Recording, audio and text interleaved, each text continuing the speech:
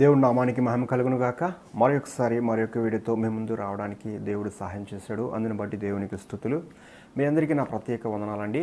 So మనము continue చేస్తున్న subject ఏంటంటే సాతాను అనే సబ్జెక్ట్ని మనం కంటిన్యూ చేస్తున్నాం. సో గత వీడియో మీరు చూసినట్లయితే ఈ వీడియో మీకు అర్థమవుతుంది కనుక ఈ వీడియో కింద లింక్ ఇచ్చాను, దయచేసి ముందు ఆ వీడియో చూడండి. అప్పుడు ఆర్డర్లో మీకు సాతాను అనే సబ్జెక్ట్ పట్ల అవగాహన రావడం జరుగుతుంది. సాతాను, అపవాది అనే పదాలు అనేక సందర్భాలకు సంబంధించి వాడడం జరిగింది. సో ఏ సందర్భాలకి సాతాను, అపవాది అని వాడుతారు అనే విషయాలు ఈ వీడియోలో మనం తెలుసుకుందాం. దయతో శ్రద్ధగా వినాలని ప్రభు పేరట మనవి చేస్తున్నాను. ఇక్కడ గమనించినట్లయితే అంతటా 12 మంది శిష్యుల సంఖ్యలో చేరిన ఇస్కరియోతు అనబడిన యూదాలో సాతాను ప్రవేశించెను. మీరు గమనించండి, ఆ సందర్భంలో ఏంటంటే అక్కడ 12 మంది శిష్యుల సంఖ్యలో చేరిన ఇస్కరియోతు యూదాలో సాతాను ఏం చేశాడట? ప్రవేశించాడట. మీలో ఒకడు సాతాను అంటే మీ 12 మందిలో ఒకడు సాతాను అంటే ఈ సందర్భంలో కూడా ఇస్కరియోతు యూదాను గురించి రాయబడింది. మీ 12 మందిలో ఒకడు సాతాను. అదే రీతిగా మనము యోహాను 13వ అధ్యాయం 27వ వచనంలో చూసినట్లయితే వాడు ఆ మొక్క పుచ్చుకొనగానే సాతాను వానిలో ప్రవేశించెను. ఇక్కడ ఒక విషయాన్ని మనము శ్రద్ధగా గమనించాలి. ఏంటి అంటే ఈ సందర్భంలో యోధాను గురించి మాట్లాడుతున్నప్పుడు యోధాను సాతానుగా రాయబడింది. ఇస్కరియోతు యోధాను సాతానుగా రాయబడింది. సాతాను యోధాలో ప్రవేశించింది అని రాయబడింది. సో ఆ మొక్క పట్టుకోగానే, ఆ రొట్టె పట్టుకోగానే సాతాను యోధాలో ప్రవేశించింది అని రాయబడింది. అయితే ఒక మేజర్ పాయింట్ ఏంటంటే ఈ సందర్భంలో యోధ కాన్షియస్లో ఉన్నాడు, అంటే స్పృహలోనే ఉన్నాడు. సాతానే కానీ మనలో ప్రవేశించినప్పుడు, అంటే సాతాను ఒక వేరేటువంటి ఐడియాలజీకి సంబంధించినటువంటి ఒక భావోద్రేకాలు కలిగిన ఒక శక్తి, ఒక పవర్ అయినప్పుడు మనలో ఆవహించినప్పుడు మన కాన్షియస్ ఉండకూడదు. కానీ యోధ కాన్షియస్లోనే ఉన్నాడు. యోధ అన్నీ గుర్తుపడుతున్నాడు, స్పృహలోనే ఉన్నాడు. అయితే మరి సాతాను యోధాలో ప్రవేశించడం ఏంటి? యోధాయే సాతాను అని రాయబడ్డం ఏంటి అనే విషయాలు మనం ఆలోచన చేసినట్లయితే అక్కడ యోధాకి ఏంటి ఇష్టం? ఇస్కరియోతు యోధ చేతిలో ఎప్పుడు డబ్బు సంచి ఉండేది. సో ఆయన డబ్బు మీద వ్యామోహంతో వారికి యూదులకి, లేకపోతే అక్కడ రోమా సైనికులకి, లేకపోతే అక్కడ ప్రధాన యాజకులు ఎవరైతే క్రీస్తుని వ్యతిరేకిస్తున్నారో వారికి యేసుక్రీస్తుని అన్న ఆలోచన ఎందుకు వచ్చింది? డబ్బు మీద వ్యామోహం. డబ్బు అనే దాని మీద యోధ ఆలోచన ఉంది. అంతే తప్ప వేరే ఒక పవర్ అనేది యోధాని ఆవహించి అతను ఏం చేస్తున్నాడో తెలియని స్థితిలో జరిగిన విషయాలు కావండి. యోధాకి డబ్బు చంచి చేతిలో ఉండేది.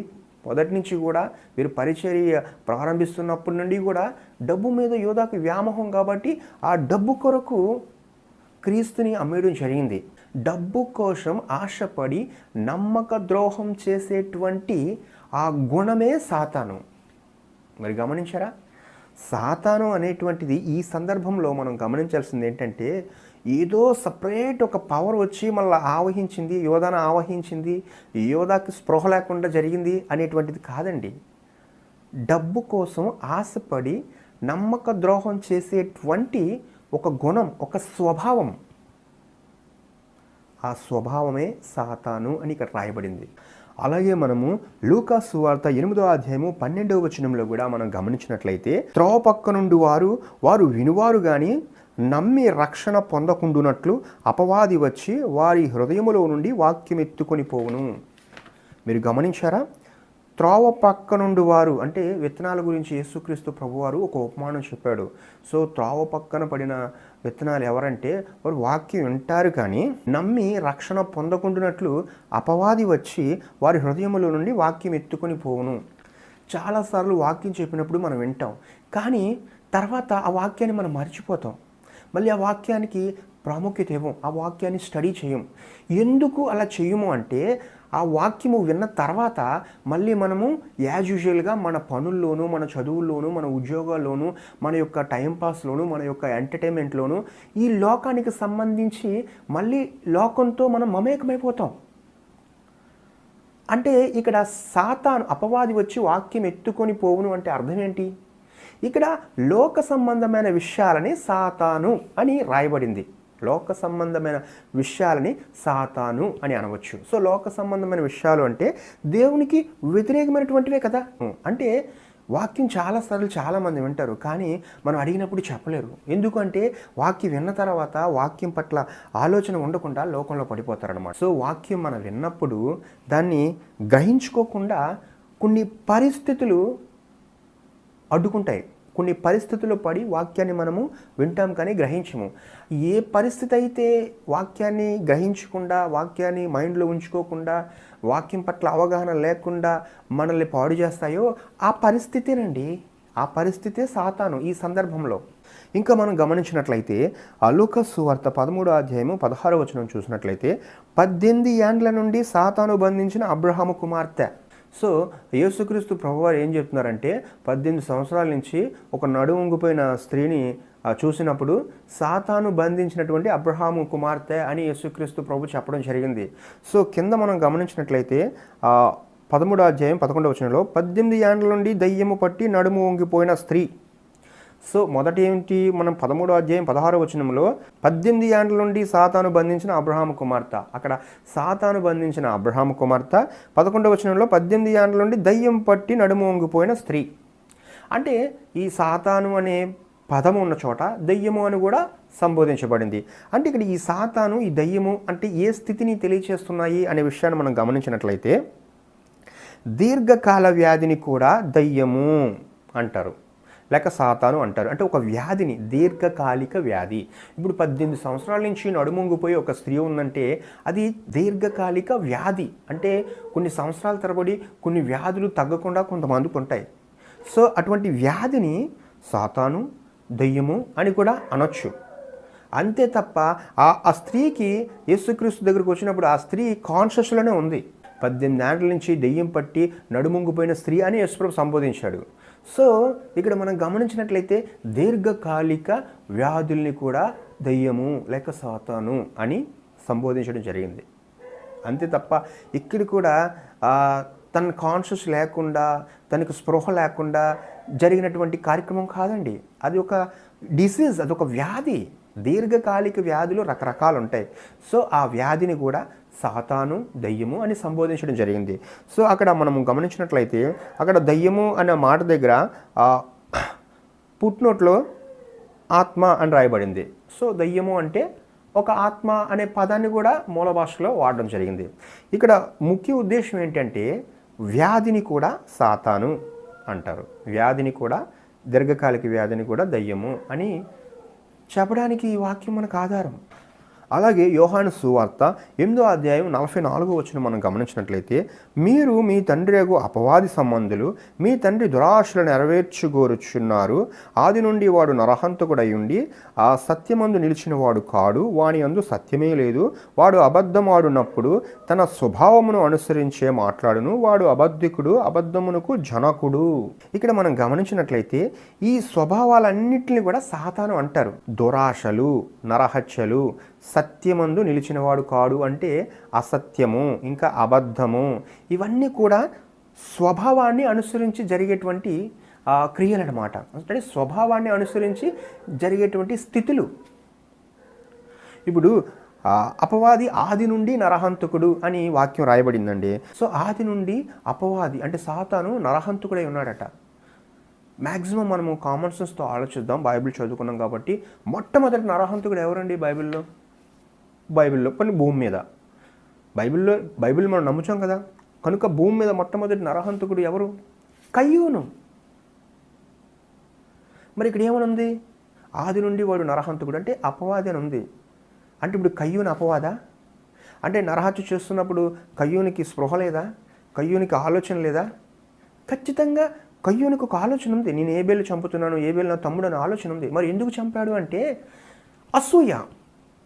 తమ్ముడు మీద, ఏబేలు మీద అసూయ.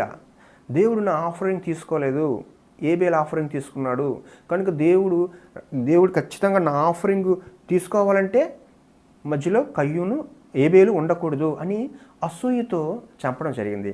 సో ఆ స్వభావమే అపవాదండి. సో దురాశలు అని అన్నాడు అక్కడ. దురాశలు నెరవేర్చుకూరుచున్నారు, మీ తండ్రి దురాశలు నెరవేర్చుకూరుచున్నారు అంటే దురాశ అనే స్వభావం ఉంది కదా, అదే అపవాది, అదే సాతాను. ఇంకా ఏముంది, ఆది నుండి వాడు నరహంతకుడు అంటే కయ్యూనులో ఉన్నటువంటి ఆ స్వభావం, అసూయ స్వభావము. సత్యమందు నిలిచిన వాడు కాడు అంటే సత్యాన్ని గ్రహించకుండా, అంగీకరించకుండా సత్యానికి ఆపోజిట్ ఉన్నటువంటి వాడే అపవాది, సాతాను. అంటే ఆ స్వభావము, ఆ గుణ లక్షణాలు, ఆ జరిగే పరిస్థితులు, సత్యానికి ఆపోజిట్గా జరిగే పరిస్థితులు, అదే రకంగా అసూయలు, అదేవిధంగా అబద్ధాలు, నరహత్యలు, ఇవన్నీ కూడా సత్యానికి, వాక్యానికి, దేవుని చిత్తానికి వ్యతిరేకంగా జరిగే కార్యక్రమాలు. ఆ కార్యక్రమాల పేరే అపవాది, సాతాను. అంతే తప్ప సపరేటు ఒక డిపార్ట్మెంట్, ఒక పవర్ ఉంది, ఆ పవర్ కంట్రోల్లో ఒక హెడ్ ఉన్నాడు, ఘటసర్పం దాని కింద జరుగుతున్నాయి అనేది కాదండి. ఎందుకంటే క్లియర్గా ఆది నుండి వాడు నరహంతకుడు అన్నప్పుడే, నరహంతకుడు అని ఎవరిని అంటారు? నరుణ్ణి ఎవడైతే చంపుతాడో వాడిని నరహంతకుడు అంటారు. అయితే ఇప్పుడు ఈ సాతాను, అపవాది అనేటువంటి వాడు ఎవరిని చంపాడు మొట్టమొదట? అంటే ఒక పర్సన్గా ఉండి ఒక భావోద్రేకాలు కలిగి ఎవరైనా చంపాడా? ఎక్కడా లేదు. మొట్టమొదటి నరహంతకుడు ఎవరంటే కయ్యూనే. మరి కయ్యూను అలా ఎందుకు చేశాడంటే అసూయతో, కుళ్ళుతో. ఇటువంటి స్వభావాలని ఒక అపవాదిగా, సాతానుగా అర్థం అవడం కోసం దేవుడు రాయించాడు. ఆదిలో మనిషి ఆ పండు తిన్నప్పుడు, ఆ పండు ఏం పండు అంట? మంచి చెడులు తెలివినిచ్చు వృక్ష ఫలము. అది తిన్నప్పుడు మనుషులు ఆటోమేటిక్గా మంచి, చెడు, తెలివి అనే విచక్షణ అనేది కలిగింది.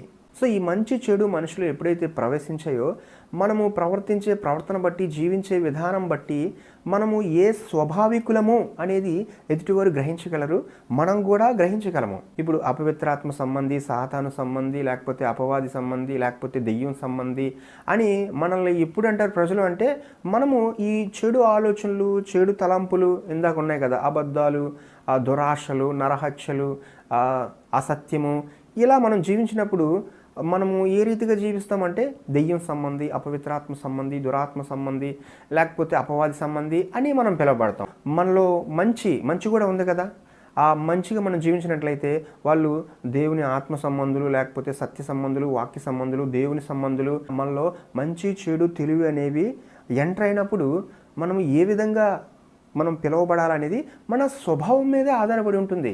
దేవుడి నామానికి మహిమ కలుగును గాక. అంతేగాని వేరే ఒక శక్తి బయట నుంచి వచ్చి మనల్ని ఆవహించి మనతో తప్పులు, పాపాలు చేయిస్తుంది అనేది అది తప్పండి. అది వాక్య విరుద్ధమైనటువంటి ఆలోచన. ఇక్కడ మనం అననీయ సందర్భం చూసినప్పుడు, సాతాను ఎందుకు నీ హృదయంలో ప్రేరేపించును? సాతాను ఎందుకు నీ హృదయంలో ప్రేరేపించును? సో అననీయ కూడా అక్కడ స్పృహలోనే ఉన్నాడండి. స్పృహలోనే ఉన్నాడు. కానీ ఇక్కడ డబ్బు గురించి ఆశ, ఆ ప్రేరేపణ, ఆ ఆలోచన అనేది సాతాను. ఇక్కడ సాతాను ఎందుకు నీ హృదయంలో ప్రేరేపించును అని వాక్యం రాయబడింది. అంటే మనకు వచ్చేటువంటి అక్కడ దేవునికి వ్యతిరేకమైనటువంటి ప్రేరేపణది. ఎందుకంటే డబ్బు మీద ఆశపడ్డాడు అననీయ.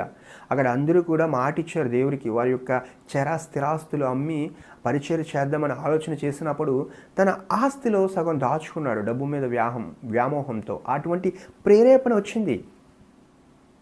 మనిషిలో మంచి, చెడు అనేది ఉన్నాయని చెప్పాను కదా, ఆ చెడు ప్రేరేపణ పేరే సాతాను. అదే రీతిగా అపోస్తుల కార్యములు 13:10 మనం గమనించినట్లయితే, అతని తేరి చూసి సమస్త కపటముతోనూ సమస్త దుర్మార్గముతోనూ నిండినవాడా, అపవాది కుమారుడా, సమస్త నీతికి విరోధి, నీవు ప్రభు యొక్క తిన్నని మార్గములు చెడగొట్టుట మానవా. ఇక్కడ గమనిస్తే, ఈ సందర్భం గమనిస్తే, ఇక్కడ 6వ వచనంలో గమనిస్తే, గారడీ వాడను అబద్ధ ప్రవక్తనైన బారయేసు అంటే గారడీ చేసేటువంటి ఒక వ్యక్తి, అబద్ధ బోధకుడు, ఆయన పేరు బారయేసు. తన గురించి ఇక్కడ ప్రస్తావన చేయబడిందండి. సో అపవాది అంటే అక్కడ మనం చూసినటువంటి స్వభావాలు, ఇక్కడ ఈ అపవాది అని అక్కడ రాయబడింది కదా, అపవాది కుమారుడా అని. సో ఈ అపవాది కుమారుడు అంటే పర్టిక్యులర్గా ఒక భావోద్రేకాలు కలిగినటువంటి వేరే ఒక పవర్ కాదండి.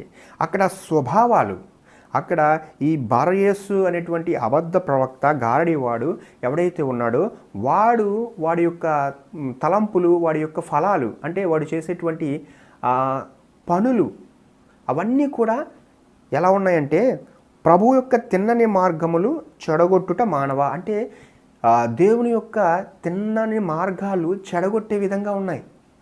ఏంటి అంటే ఆ చెడగొట్టేవి సమస్త కపటము, ఇంకా సమస్త దుర్మార్గము, ఇంకా సమస్త నీతికి విరోధి. ప్రభువు యొక్క తిన్నని మార్గాలు చెడగొట్టేటువంటి స్వభావాలు అవన్నీ. సో ఆ స్వభావాల గురించే అపవాది కుమారుడా అని అక్కడ సంబోధించబడింది. ఈ స్వభావాలన్నీ కూడా రక్తమాంసాలు కలిగిన ప్రతి ఒక్కరిలో ఉంటాయి. ఆ స్వభావానికి అనుగుణంగా నువ్వు ప్రవర్తించినప్పుడు అది సాతాను, అపవాదిగా పిలువబడింది బైబిల్లో. అంతే తప్ప ఈ భార్యకి అక్కడ చెప్తున్నప్పుడు ఆ సందర్భం జరిగినప్పుడు స్పృహ ఉంది, కాన్షియస్లోనే ఉన్నాడు. అయితే అతని ప్రవర్తన, అతని విధానం అంతా కూడా ఈ రకంగా ఉంది. సమస్త నీతికి విరోధంగా ఉంది. సమస్త కపటము, సమస్త దుర్నీతి, దీన్ని సాతాను, అపవాది అని దేవుని వాక్యము రాయబడింది. దేవుని వాక్యం చెప్పింది అలా. అంతే తప్ప ఇక్కడ ఇవన్నీ ఉన్నాయంటే ఆ వ్యక్తికి తెలియకుండా ఇంకొక పవర్ అనేది ఆవహించింది అనే అర్థం మనం ఎప్పుడూ తీసుకోకూడదు. అక్కడ స్వభావానికి, దేవుని వాక్య విరుద్ధమైనటువంటి స్వభావము కంప్లీట్గా అదంతా ఆ సమస్త కపటము, సమస్త దుర్మార్గము, ఇంకా ఈ రకంగా ఉందండి ఆ సమస్త నీతికి విరోధము. ఇదంతా కూడా సాతాను అని మనం క్లియర్గా చెప్పొచ్చు, అపవాది అని చెప్పొచ్చు. అంటే అటువంటి స్వభావాలకే ఆ పదాలు దేవుడు వాడాడనమాట. ఇంకా మనము 1 కొరింథీ 7వ అధ్యాయం 5వ వచనం గమనించినట్లయితే, ప్రార్థన చేయుటకు మీకు సవాకాశము కలుగునట్లు కొంతకాలం వరకు ఉభయులు సమ్మతి చొప్పునే తప్ప ఒకరినొకరు ఎడబాయకుడి. మీరు మనస్సు నిలుపులేకపోయినప్పుడు సాతాను మిమ్మల్ని శోధింపుకుంటున్నట్లు తిరిగి కలుసుకొనుడి. ఇక్కడ భార్యాభర్తల గురించి రాయబడిందండి. పౌలు గారు రాస్తున్నారు భార్యాభర్తల గురించి. ఎందుకంటే ప్రార్థన చేయుటకు మీకు సవాకాశము కలుగునట్లు కొంతకాలము ఉభయులు సమ్మతి చొప్పునే తప్ప ఒకరినొకరు ఎడబాయకుడి.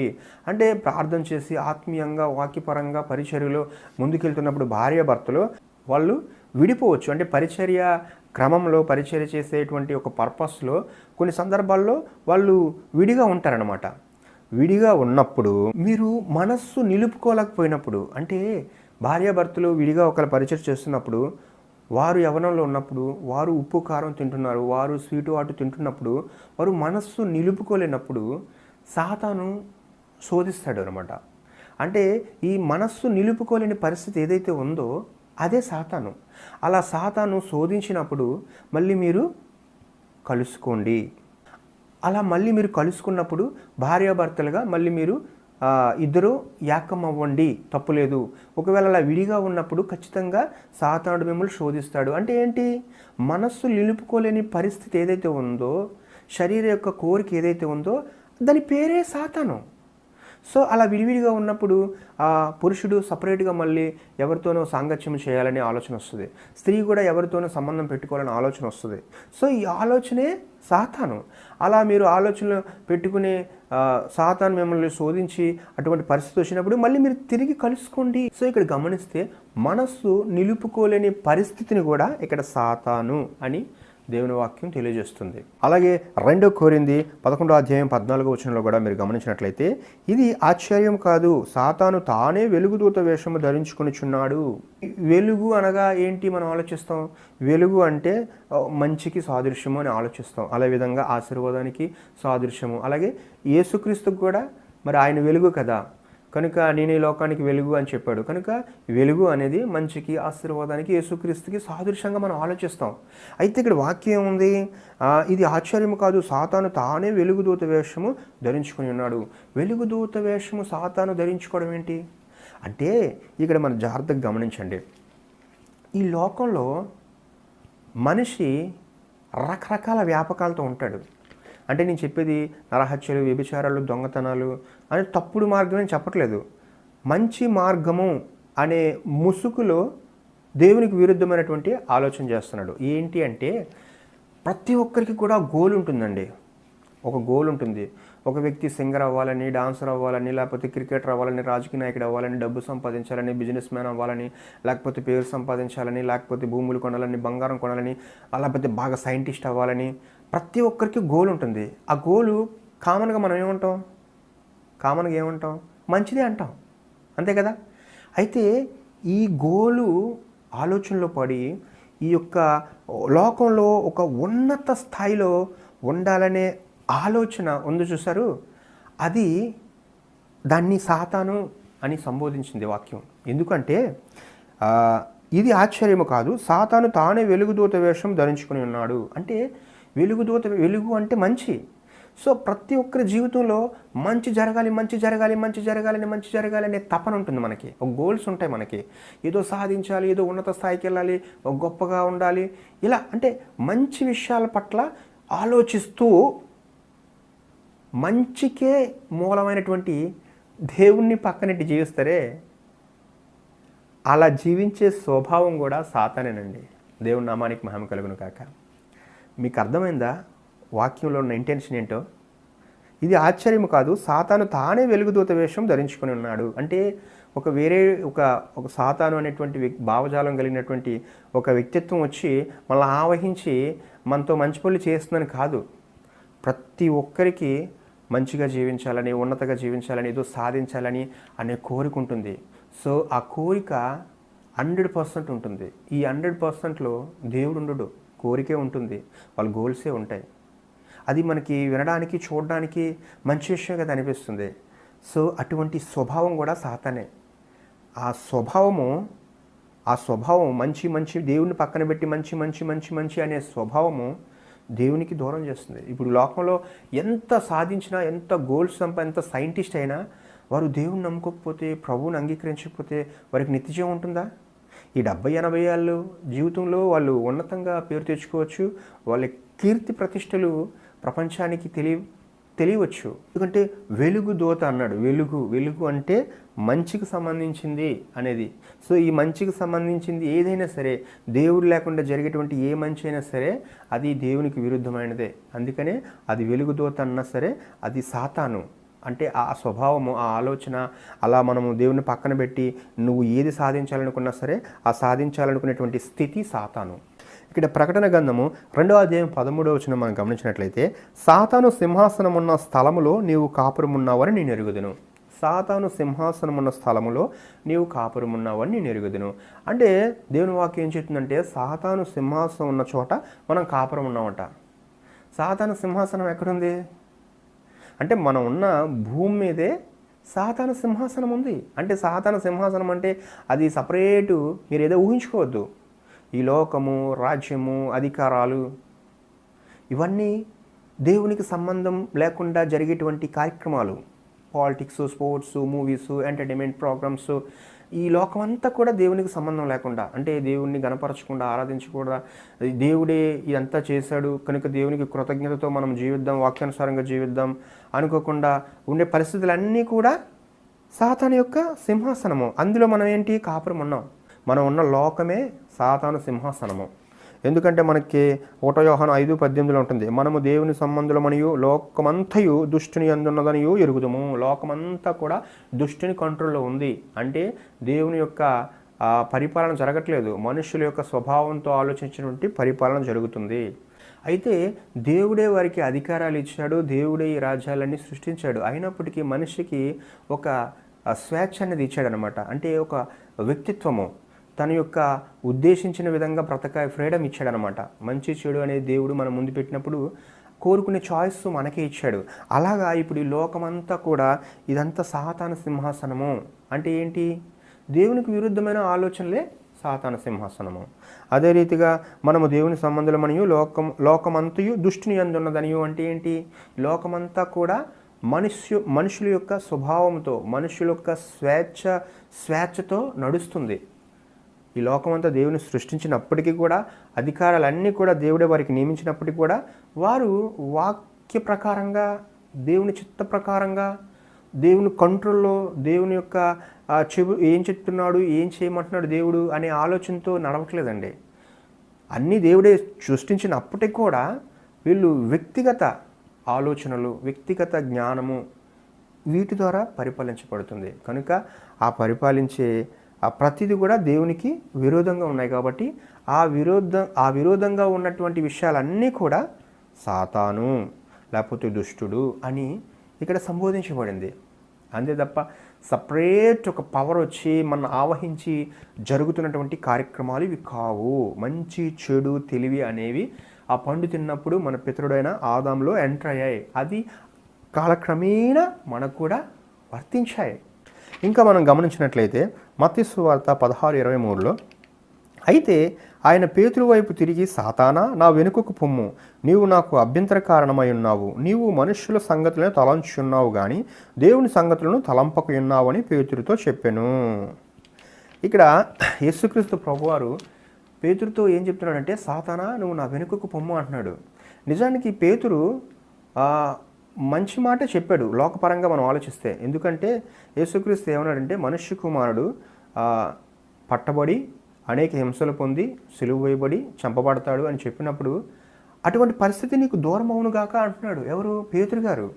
అయితే ఆ సందర్భంలో ఆయన యేసుక్రీస్తుకు సపోర్టుగా మాట్లాడాడు, కానీ అది దేవుని చిత్తానికి విరుద్ధము అని యేసుక్రీస్తు ప్రభువారు గ్రహించారు. ఎందుకంటే ఆయన చంపబడాలి, సిలువేయబడాలి, కనుక అలా జరిగితేనే ప్రజల్ని ఆయన రక్షించగలడు, రక్షణ అనేది కలుగుతుంది. కనుక తను యేసుక్రీస్తు కష్టపడకూడదని ఫేవర్గా చెప్పినప్పటికీ అది దేవుని చిత్తానికి విరుద్ధంగా ఉన్నటువంటి మాట. ఆ విరుద్ధమైనటువంటి ఆలోచనే సాతాను. అంతే. అప్పుడు ఆ టైంలో పేతురు గారు కాన్షియస్లో ఉన్నారండి, స్పృహలోనే ఉన్నారు. అలా కరెక్ట్ కాదు అన్నారు. నువ్వు అలాగా చచ్చిపోవడము, నువ్వు అలా సిలువ ఎక్కడము, కష్టాలు పొందడము అది కరెక్ట్ కాదు అన్నారు. కరెక్ట్ కాదు అంటున్నావు కాబట్టి సాతానా నువ్వు నా వెనుకకు పొమ్ము అని యేసుప్రభు గద్దించడం జరిగింది. సో యేసుప్రభు పేతురుని సాతానా అన్నాడు కాబట్టి నిజంగా సాతానా పేతురు? ఆ ఆలోచనని సాతాను అని సంబోధించారు అంతే. చూసాం కదా మనము చాలా సందర్భాల్లో ఈ సాతాను, అపవాది అనే పదాలు వాడబడ్డాయి. అంటే రకరకాల సందర్భాలు, అంటే ఈ లోకాన్ని సాతాను, అదేవిధంగా లోక ఆలోచనలు సాతాను, అలాగే లోకంలో చెడు తలంపుల్ని సాతాను, అలాగే ధనాపేక్షను సాతాను. ఈ రకంగా ఈ లోకంలో జరిగే చాలా దేవునికి విరుద్ధమైనటువంటి ప్రతి కార్యక్రమానికి కూడా అపవాది, సాతాను అని సంబోధించడం జరిగింది.